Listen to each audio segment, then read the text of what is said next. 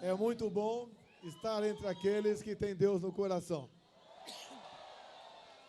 Agradeço a Ele a minha segunda vida e a missão de estar à frente do Executivo Federal.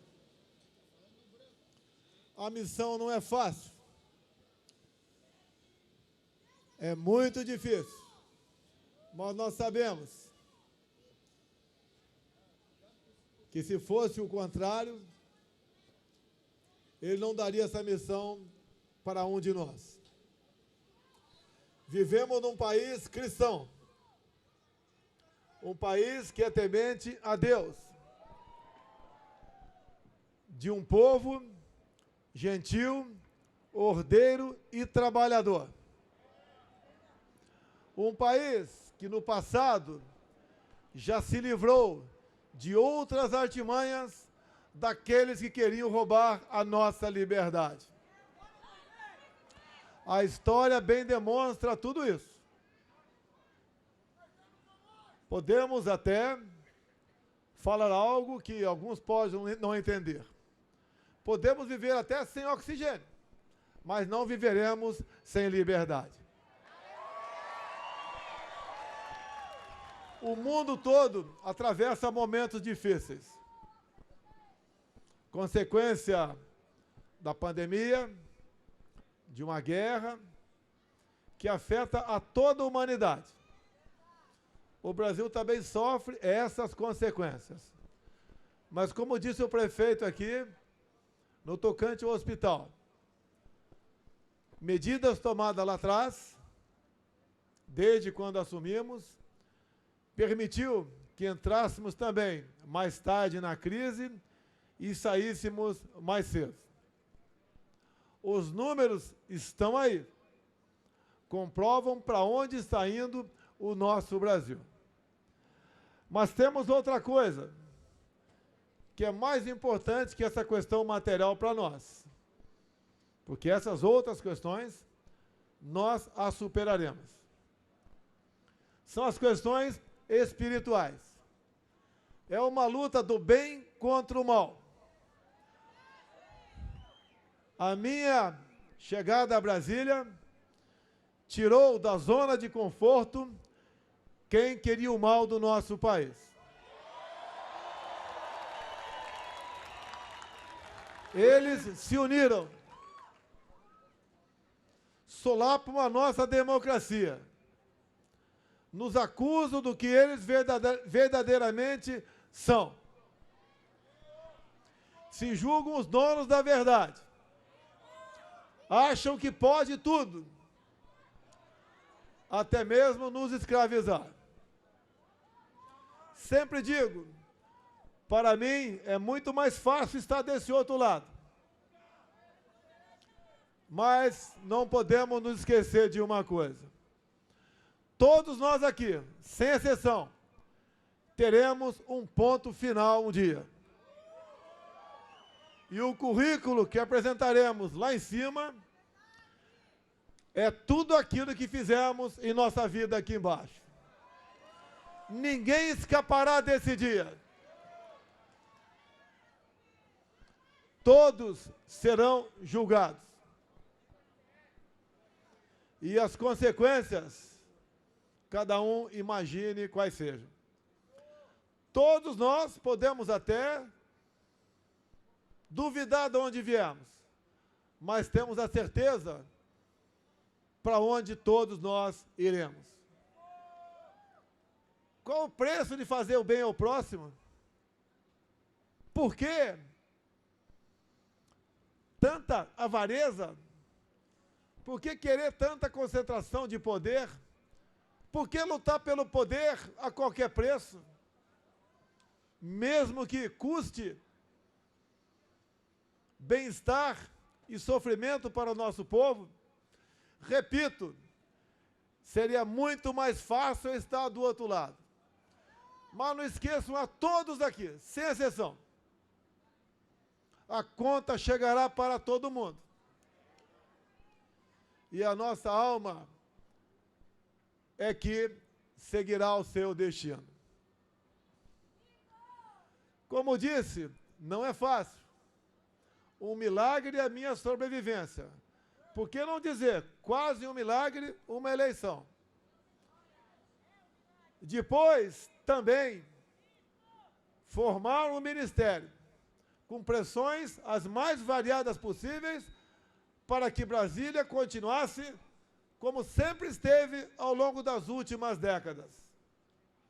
Fizemos o contrário. Apostamos, porque eu sempre devi lealdade a esse povo que está aqui à minha frente.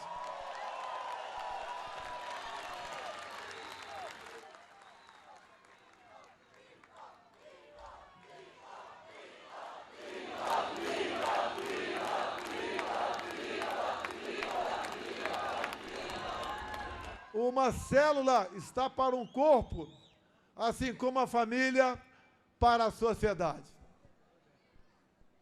Uma família sadia, mais que lucrativa para a sociedade. É a certeza que nós viveremos em paz, em harmonia e pensando no futuro de todos nós. Nessa briga do bem contra o mal, nós sabemos o que está na mesa. Um lado defende o aborto, o outro é contra.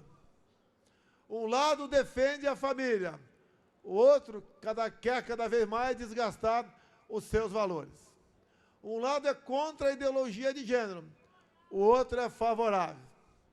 Um lado quer que seu povo se arme, para que cada vez mais se afaste à sombra daqueles que querem roubar essa nossa tão sagrada liberdade. E eu tenho dito, povo armado jamais será escravizado.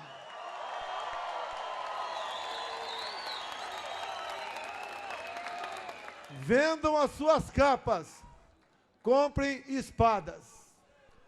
Está naquele livro que nós chamamos de Bíblia Sagrada.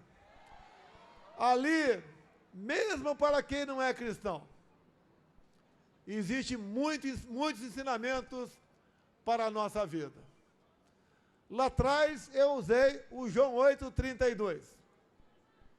É a verdade tão difícil hoje em dia de nós havermos brotando de onde deveria brotar.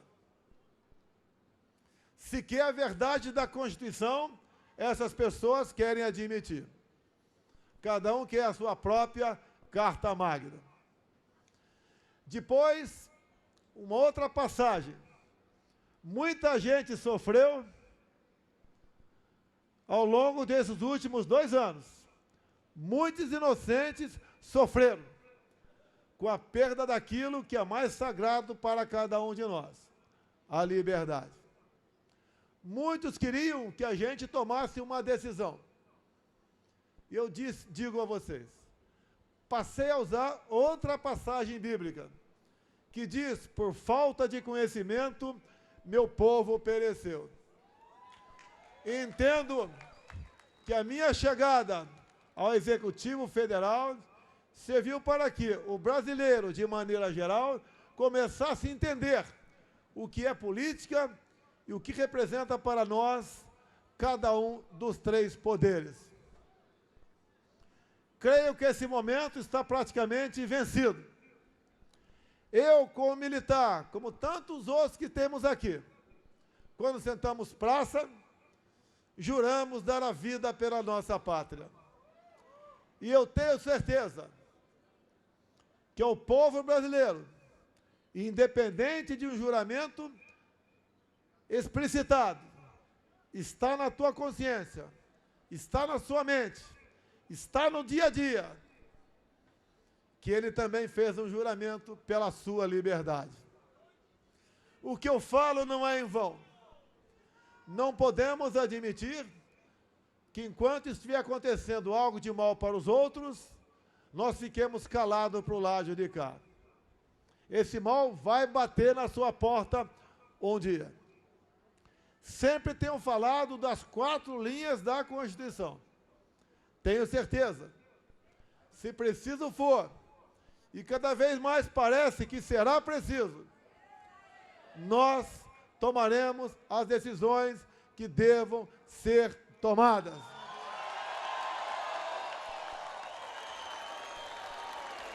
Porque cada vez mais eu tenho um exército que se aproxima dos 200 milhões de pessoas nos 4 cantos desse Brasil. Não podemos esperar chegar a 23 ou 24 e olhar para trás, nós aqui, e perguntarmos a nós mesmos o que nós não fizemos para que chegássemos a essa situação difícil de hoje em dia. Nós somos a maioria. A democracia é vocês. Vocês têm que dar o norte para todos nós. E digo uma coisa ou outra, indo para o encerramento. Uma terceira passagem bíblica serve para cada um de vocês, mas sei que serve muito mais para mim, para a função que ocupo no momento, que diz: nada temeis, nem mesmo a morte, a não ser a morte eterna. O maior pecado que qualquer um de nós pode cometer é o pecado da omissão. Sabemos o que nos espera.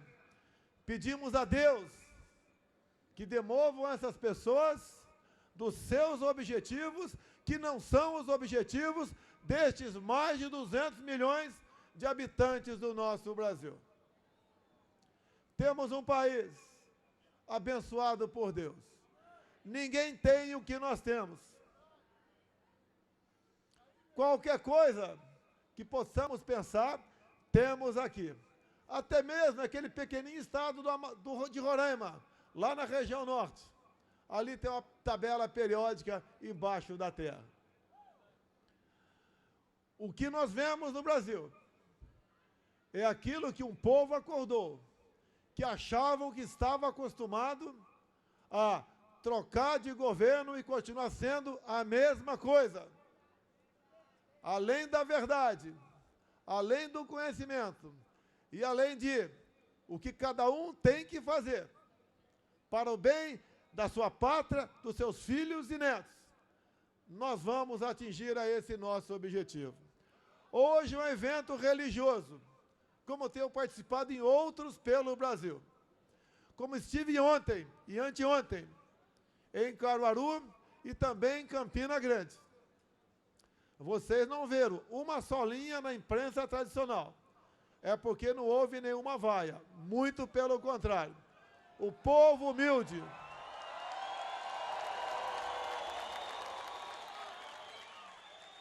Esse nosso povo humilde, em especial lá naquela região, que é uma das regiões um pouco menos favorecida do nosso país, entende o que está acontecendo. E mais do que a palavra, o que vale é o que cada um de nós enxergamos no rosto do outro. Ali está a verdade. Ali está o que nós queremos. E cada um de nós deve, além de fazer a tua parte, arrastar os demais, não por conselhos, mas por exemplo. Cada um de nós deve conversar com quem está ao teu lado, fora de casa e por vezes que trabalha na nossa casa, para que ele seja esclarecido do que vem acontecendo. Eu me lembro, há poucas semanas, se me permite adiantar mais um pouco, eu estive num evento em São Paulo, reunindo pessoas que só falavam em bilhões de reais. Em dado momento, se dirigiram a mim e perguntaram: como nós podemos te ajudar? Achavam que a resposta seria aquela padrão. Naquele momento, umas 40 pessoas presentes.